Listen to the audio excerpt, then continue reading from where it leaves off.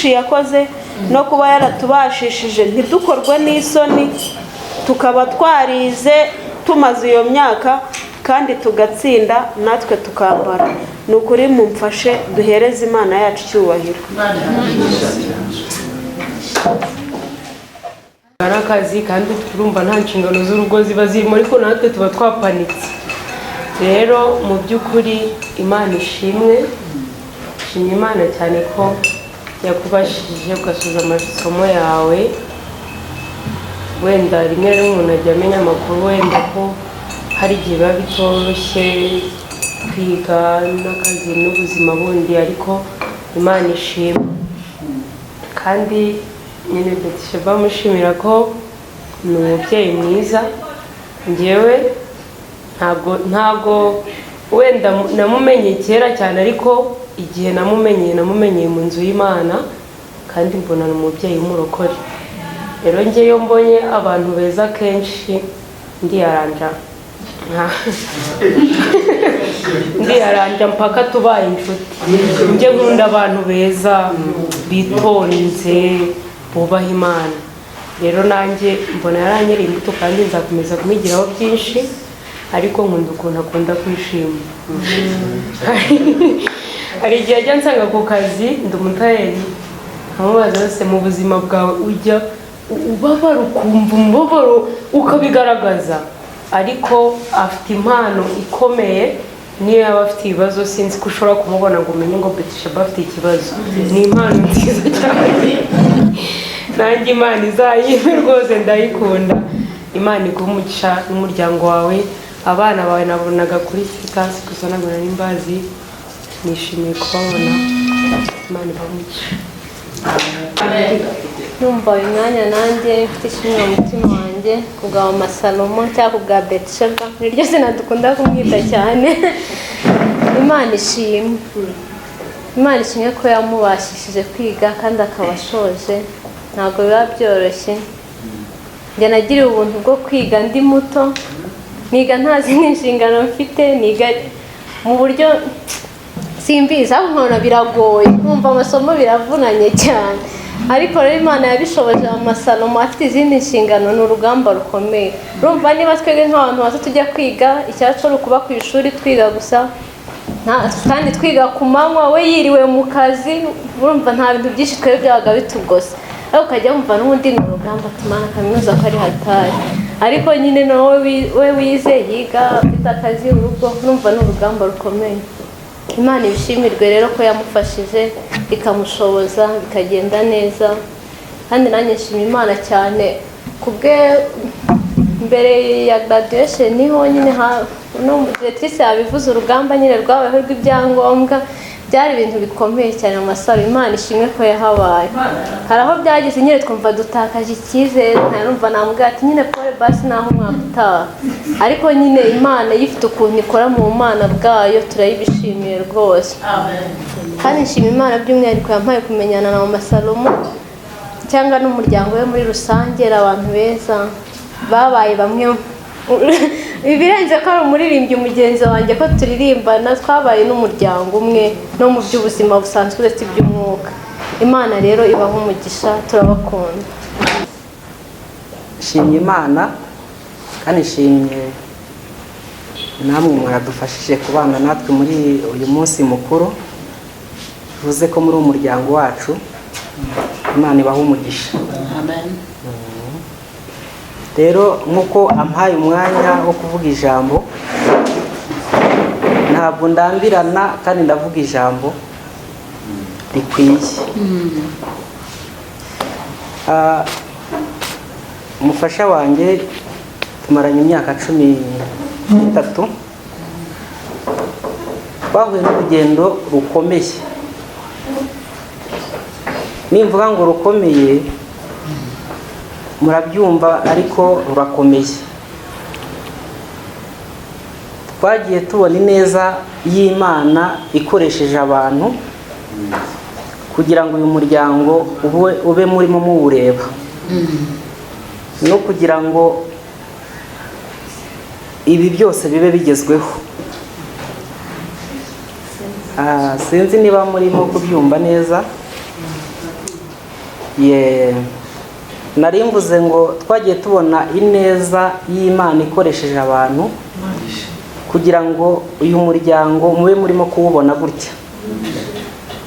Ntabwo twakwibagirwa iyo neza y'Imana yakoresheje abantu. Rero kwiga ni ibintu byari bigoye, ariko mbere y'uko iri shuri ritangira hari amagambo abiri tujya gusaba uwasabwaga yavuze, noneho ayavuze asa nkaho agiye gusa nkaho Satani mbese ayatije imbaraga ngo asohore. Yavuze amagambo akomeye, aravuga ati umwana wacu akunda kwiga, none aho ntabwo yaba agiye mu yindi mirimo itari ukwiga. Kandi mwumve ko ayo magambo arakomeye, niyo mvuze gutyo.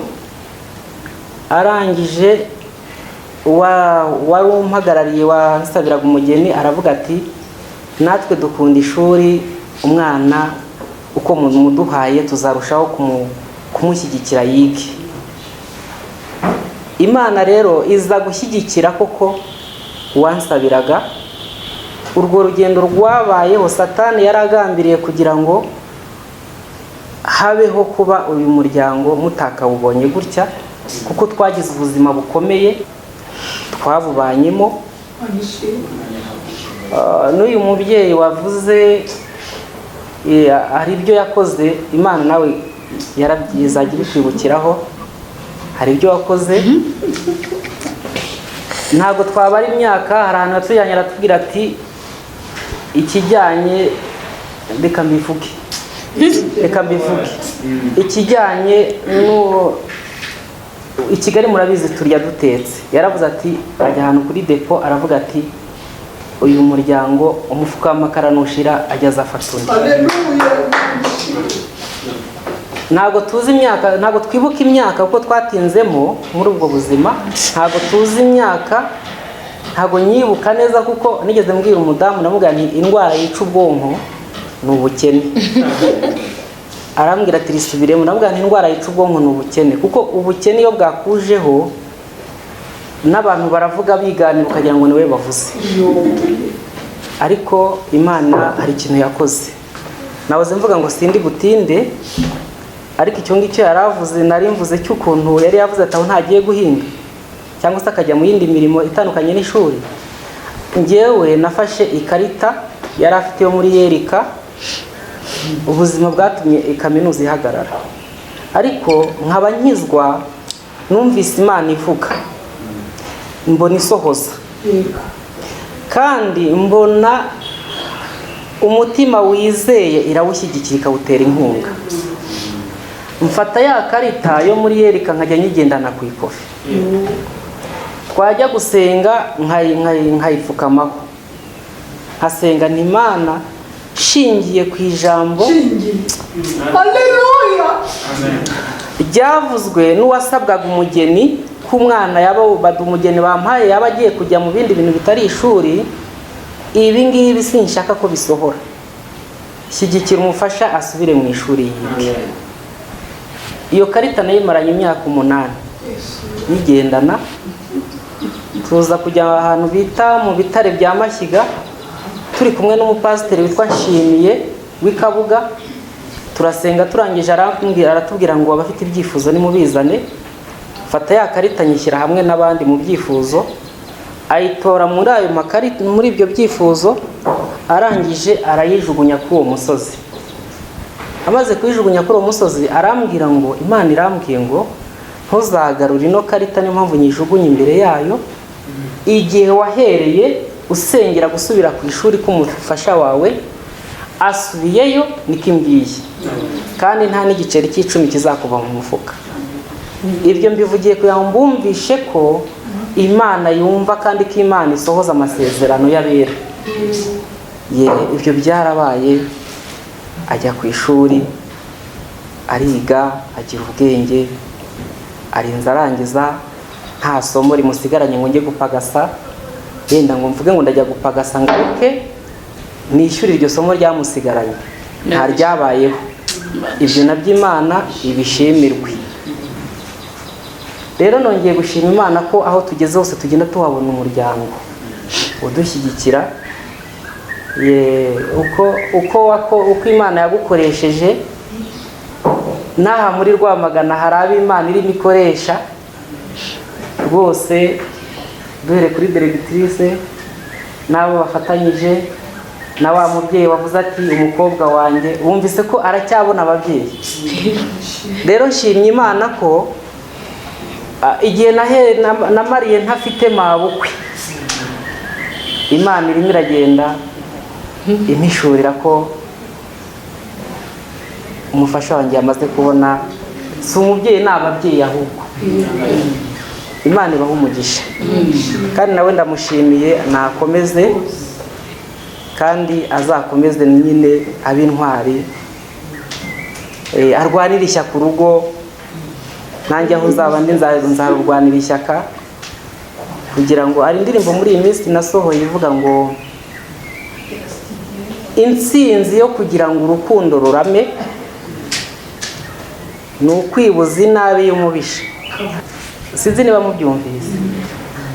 Intsinzi yo kugira ngo urukundo rurame ni ukwibuza inabi y'umubisha. Yesu abaho umugisha. Bivuga ngo birangize, ariko Yesu yakoze neza. Amen. Haleluya. Perezida, uve muri iyo telefone kuko nyirusha agaciro cyane. Wakoze cyane. Hanyuma nitwa Bwira Yesu Bethisheba, ndi umugore nyine mfite abana 4 n'umutware. Hano ndashima Yesu, murabona nyine umwenda nambaye urabigaragaza. Ntago bivuze imirimo utiriwe uvuga. Kagire neza. Kagire neza. Iby'Imana ikora biradutangaza, nta n'uwabimenya uko biri. Ariko icyo nzi ko iby'Imana ishaka ari byo nkwiriye gukora. Ariko icyo nzi ko iby'Imana ishaka ari byo nkwiriye gukora. Amen. Amen. Ibintu Imana ikora nta muntu wabivuga ngo birangize. Ware wajya bivuze, avuze ibintu bikomeye nubwo avuga make. Mwabibonye ntago ari nkanjye, ariko kandi Imana ntiyahuza abantu babiri bameze kimwe. Amen. Imana nayibonye mu buto bwanjye, nabuze ababyeyi mfite imyaka 10. Mbura ababyeyi. Hano muri iki kirori hari umuntu mwegeze mwumva avuga ngo ni mama wacu? Hari mwumvishe? Mu buryo bw'umubiri hari data wacu mwahumvishe, hari marume mwahabonye, hari masenge mwahabonye, hari mubyara wanjye mwahabonye se? Murakoze cyane. Ariko Yesu arabafite. Haleluya. Afite ba mama Edigadi, afite ba mama Berize, afite ba mama Uwera, afite ba directrice, afite ba Kanizio, afite ba Kayinamura, afite ba mama Rise, afite ba mwarimu.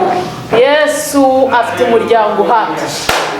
Haleluya. Amen. Kereka nubijyamo nabi, ariko iyo winjiye mu bintu by'Imana neza, Imana ikubera byose. Imana ibahe umugisha. Amen.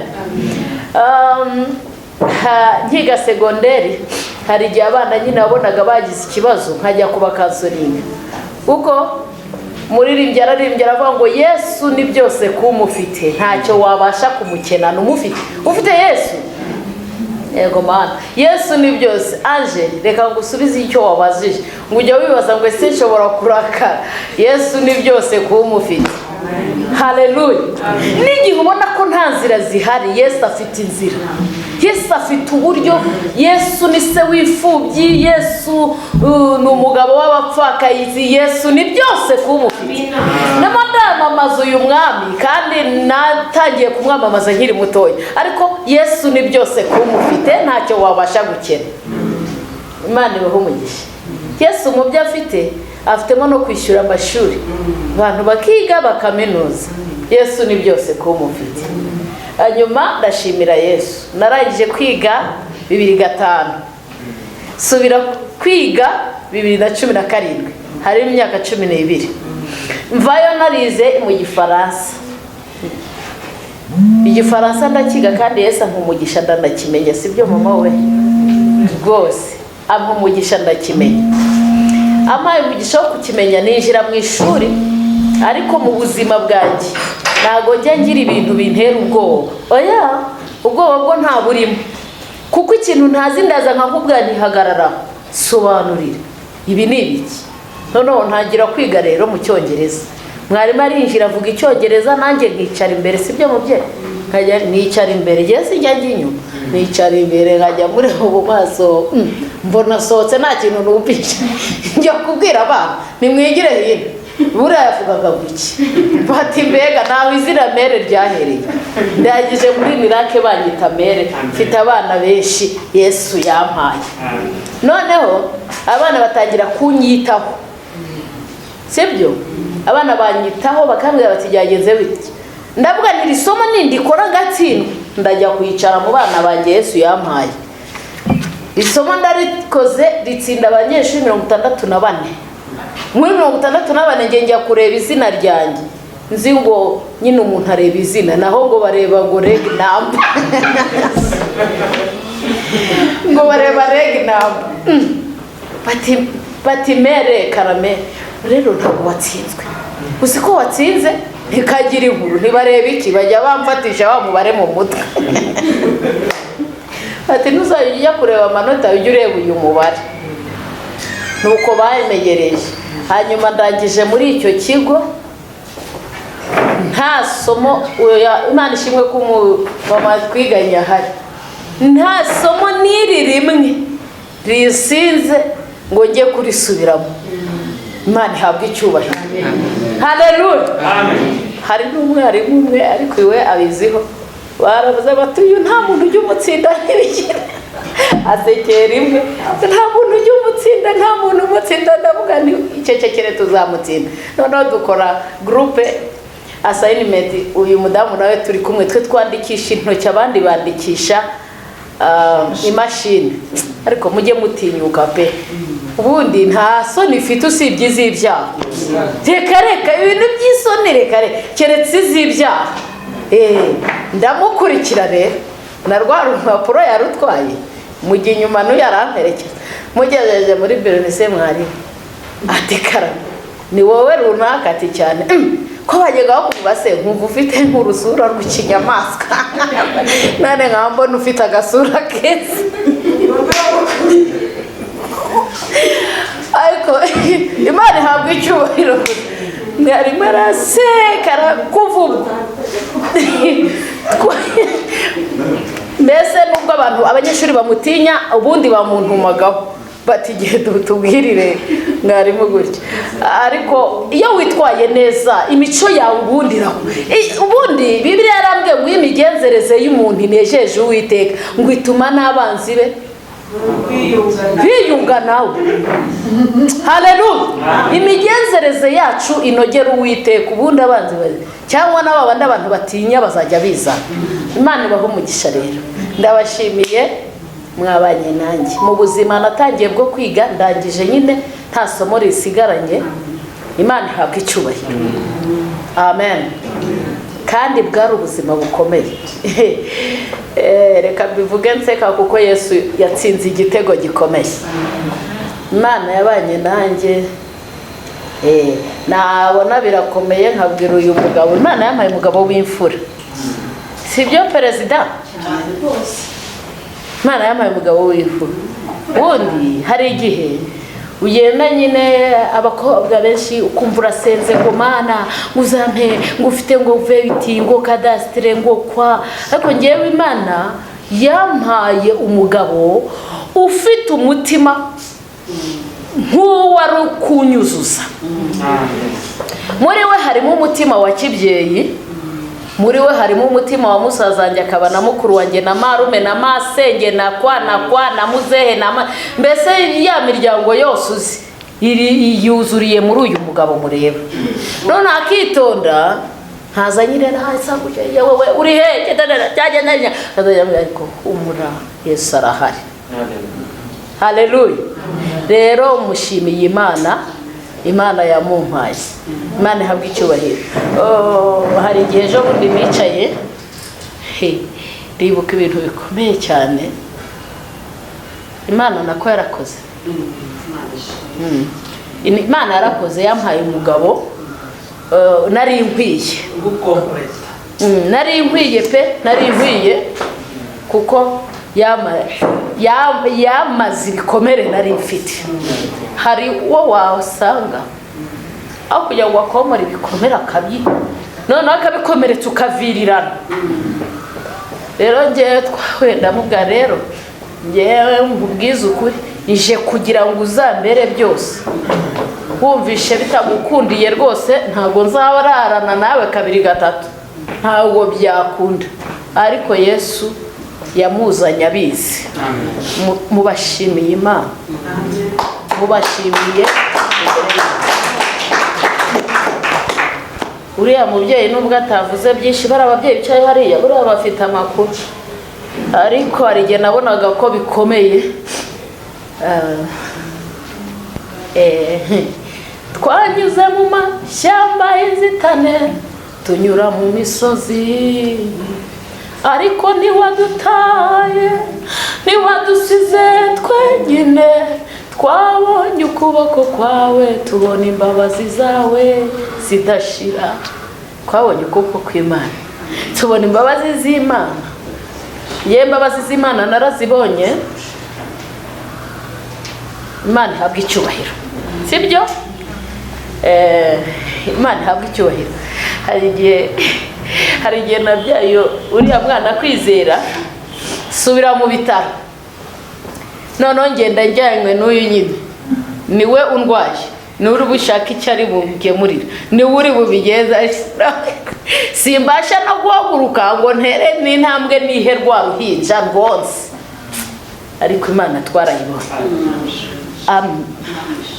Amba hafi mu bintu bikomeye, yomora umutima wanjye. Ntekereza ko icyo cyabaye mu kintu cyanteye imbaraga zo kwiga, nshyizeho umwete, kandi Yesu akampa gutsinda. Burya ikintu cyose ukoze ushyizemo imbaraga, Yesu aguha kugitsinda. Hanyuma rero mbana n'umukecuru we, ariko ubwo niwe mama wacu muri make. Twese nyine atubereye umubyeyi, nawe atuba hafi, ambera umukecuru utari wa wundi bavuga ngo banyoko bukwe ngo ibiki n'ibiki. Oya, ambera umubyeyi, amba hafi. Nawe Imana imuha umugisha. Rero ndabashimiye byimazeyo kuko mwahagararanye natwe. Hari abantu benshi bari bambwiye ko bari buze, ariko muri benshi nimwe mwabonetse. Uri Imana ntikwiye kuba mpera umugisha. Imana ibaha umugisha. Muri benshi nimwe mwabonetse. Ndashimira Imana yampaye umwana w'umuhungu witwa Salomo, niyo yavuze. Aritonda ni nkase, neza comportement ze ni semusa. Noneho ampa n'umukobwa, ngwino hano Pierre, ngwino nyiramwe, ngwino mama.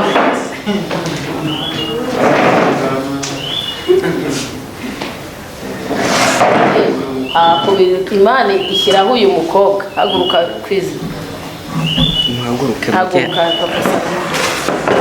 Shyiraho uyu mukobwa, nawe yitwa Uwineza Pierre.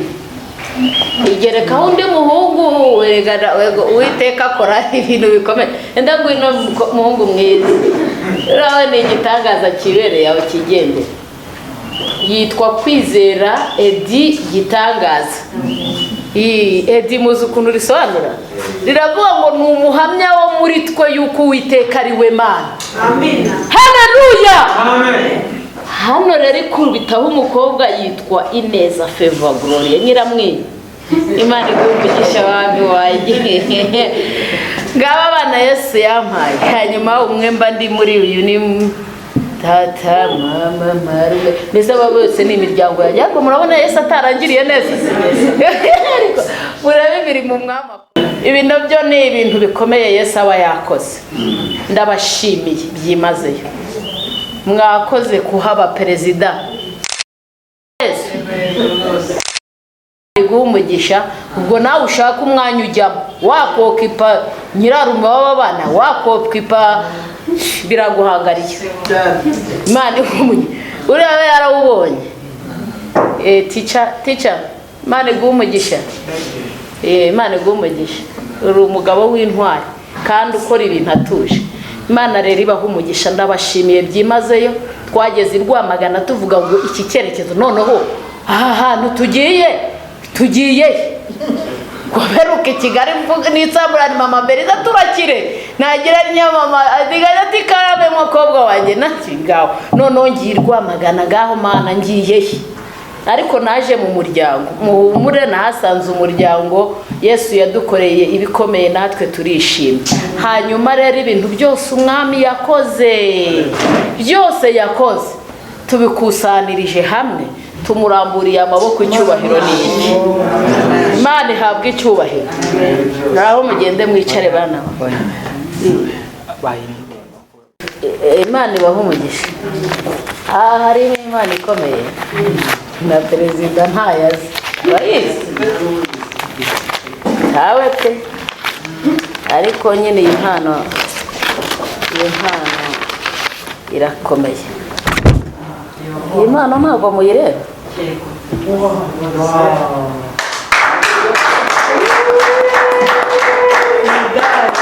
Handitseho ngo wambereye umugisha. Nguwo rwose uyu muntu yambereye umugisha kandi ndabishimira Imana ko wambereye umugisha. Akabona uri umugisha. Mwambike Umudari wambereye umugisha. Wambereye umugisha yumbera umuntu utazi nyine ntabwo kwambika Umudari. Ariko Umudari urawukwiye wambereye umugisha.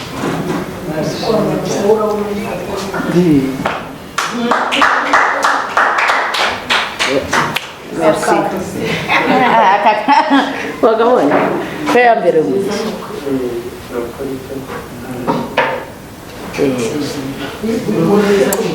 Akaneko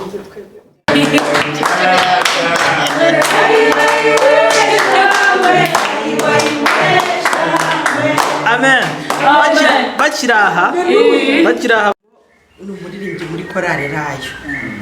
Noneho by'umwihariko tubana muri komite ya korali Rayo. Komite dufite komite nziza cyane. Eba komite ndimo iyo mama Saloma arimo n'abandi. Iruzuye. Tuba mu mwuka gusa. Nta kocokoco. Komite rero yantuye. Papa Saloma Imana ni umuryango. Harimo uruhare rwawe, harimo urwa mama Salomo, urwa Salomo, urwa Pierine, buri umwe wese afitemo uruhare. Ni gatoya ariko karuzuye. Imana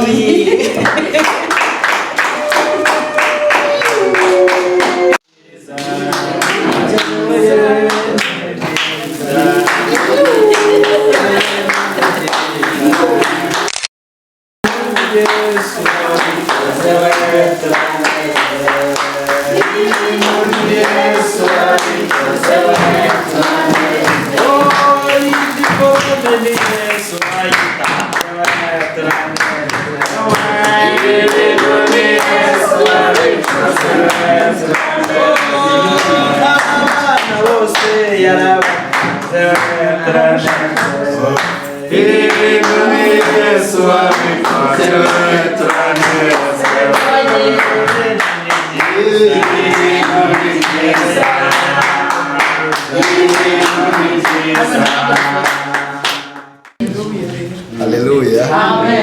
Ashimye Imana kuko impaye aka kanya kugira ngo nanjye mboneke. Numvaga biri kundya kubera ko gahunda yose ya BWIRA YESU operation officer wacu muri paruwase ya Rwikubo, iyi gahunda ye twari tuyizi kandi tumaze kumenya neza ko bizabaho. Twumvise tugize umunezero, tugira ibyishimo by'uko Imana yamushyigikiye ikabana no mu rugendo rutoroshye rwo kwiga, igashyigikira umuryango. Ari kumwe n'umutware, ari kumwe n'abana. Ntabwo ari ibintu byoroshye kwiga uri umuntu wubatse urugo, ni ibintu bisaba imbaraga nyinshi, ariko yabishyizemo umwete, abashishwa n'Imana, ashobozwa n'Imana, kuko ariyo yahagurukanye nawe ikamushyigikira.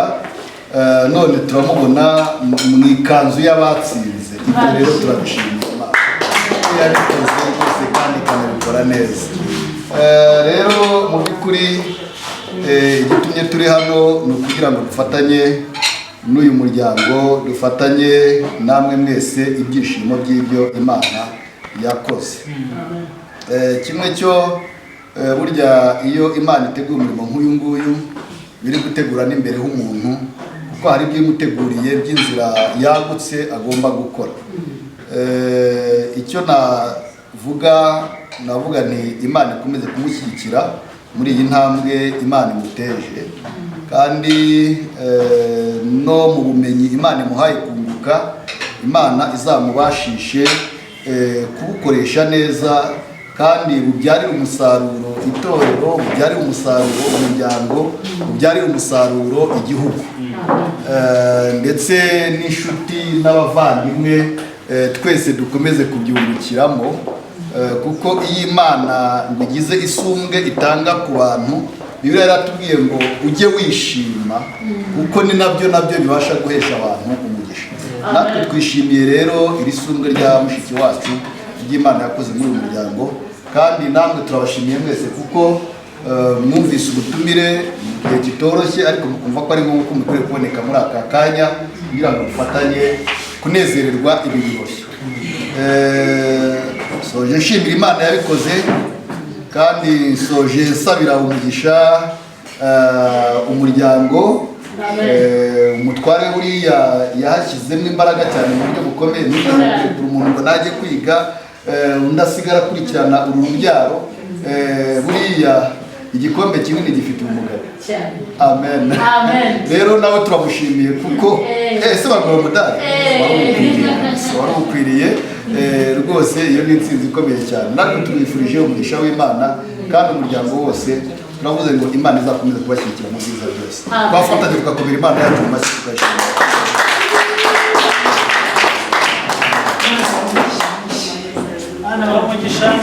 Muzagaruke, urugo ni urugendo, kandi tubifurije umugisha w'Imana muri byose. Mana Data wa twese uri mu ijuru, uri Imana y'amahoro, turagushimiye kandi tugushimiye ko upfumbatura igipfunsi cyawe. Haleluya. Ugahaza kwifuza kw'ibyaremwe byose. Kandi hari ijambo twamenye ritubwira ngo wikoreze Uwiteka urugendo rwawe rwose, aba ari we wiringira nawe azabisohoza. Ndagushimiye kuko uru rugendo rwa mushiki wacu yarukwikoreje ubwo yarahagurutse agiye ku ishuri, kandi wabanye nawe werekana ko umushoreye. Nicyo gituma n'iyi ntsinzi igiye hagaragara tukayibona, natwe tukishimira ibi birori nk'imiryango. Rero nk'abavandimwe, nk'inshuti, Mwami turagushimiye kuko waduhaye ubu buryo kugira ngo natwe tube hamwe dushima izina ryawe. Intebe yawe igoswe n'ishimwe ry'ubwoko bwawe. Uyu mwanya icyubahiro nikikugarukire, kuko ari imirimo itangaza wakoze. Izina ry'Uwiteka Imana nirihabwe icyubahiro. Haleluya. Turagushima Bana ubwa bene data bateye intambwe bakaza kugira ngo dufatanirize hamwe gushimira imirimo itangaza wakoze. Mbere yuko rero Mwami bahaguruka ahangaha, turabashinganishije ubuntu bw'Imana niwe kumwe nabo, kandi umugisha n'amahoro bivuye ku Mana Data wa twese bikomeze kugota imibereho yabo, kandi nabo ukomeze kubitaho no kubabera igisubizo mu buzima. Dukomeze gusenga rero kugira ngo uyu muryango nk'umuja wawe ukomeze kubashyigikira muri iyi mpano y'ubumenyi bahaye, kugira ngo bazabashishwe nawe aho bazajya hose no mu byo bazakora byose, kandi biheshe izina ryawe icyubahiro. Nuko amahoro yawe natuganze twese, tugushimiye imirimo yawe, kandi ubugingo bwacu tubise mu maboko yawe, kugira ngo ukomeze kurindwa n'imbaraga zawe. Tubisabye Imana Data mu izina ry'umucunguzi wacu Yesu Kristo. Amen.